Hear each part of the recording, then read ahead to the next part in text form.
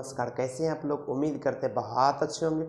चलिए इस वीडियो के माध्यम से हम जानेंगे पेशाब में समस्या, यूरिन इनकंटिनेंस, पेशाब का रुक रुक कर होना या फिर अपने टॉयलेट को पेशाब को ठीक से रोक नहीं पाना।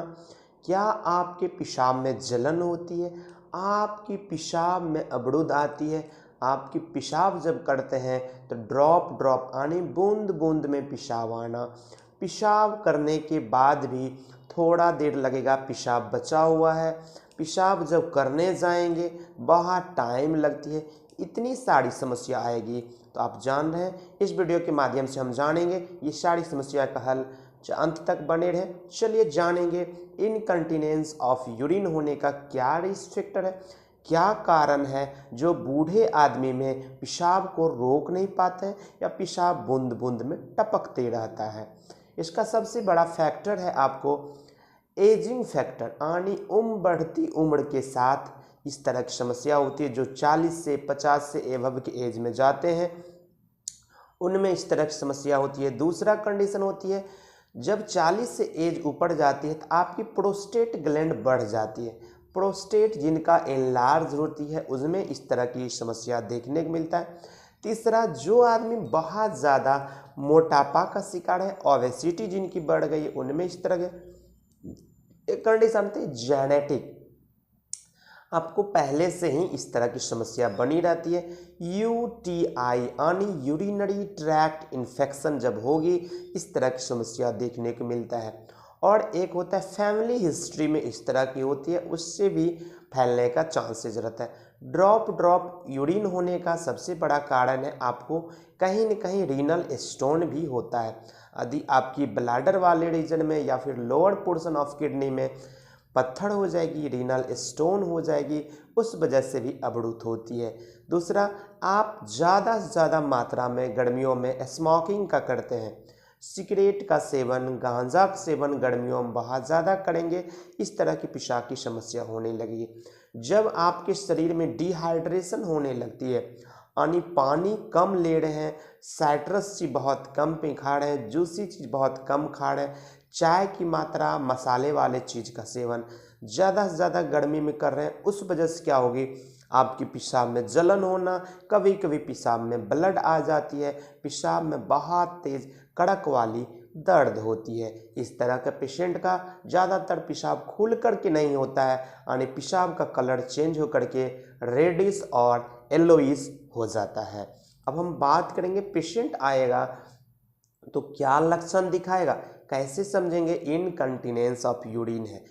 आके बुजुर्ग बताएगा 40 से एबव के एज वाले कि मैं जाते जाते मेरे रास्ते में हो जाता है, कपड़े गीले हो जाते हैं, पेशाब को रोक नहीं पाते, मेरी पेशाब पे कंट्रोल नहीं है, थोड़ी देर रुकेंगे तो मेरा कपड़ा पूरा भीग जाता है, हमेशा पेशाब करने के बाद भी 1-2 ड्रॉप मेरे कपड़े पर गिर जाता है और करने के बाद थोड़ा सा पेशाब बचा रह जाता है।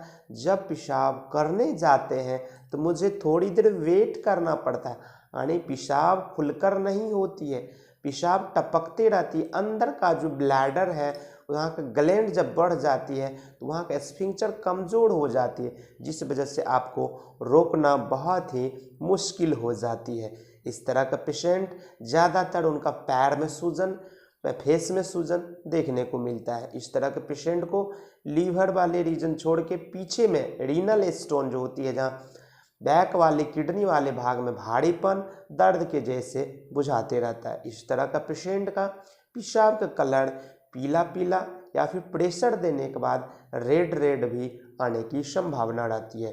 पेशाब करने के बाद पेशेंट बहुत ज़्यादा अंदर से कमजोरी सा महसूस करता है, थकान सा लगेगा, अंदर से जान निकल गई है। बहुत तेज पेशाब में प्रेशर देने से दर्द भी बहुत तेजी से बढ़ती है। इतनी सारी समस्या आए तो आप समझ सकते हैं आपके कहीं न कहीं इनकंटिनेंस ऑफ यूरिन हो रही है या फिर ड्रॉप वाइज यूरिन हो रही है या कहीं न कहीं अवरुद्ध हो रही है। ये सारी समस्या पेशाब को ठीक से होने नहीं देती है, पेशाब खुलकर होने नहीं देती है।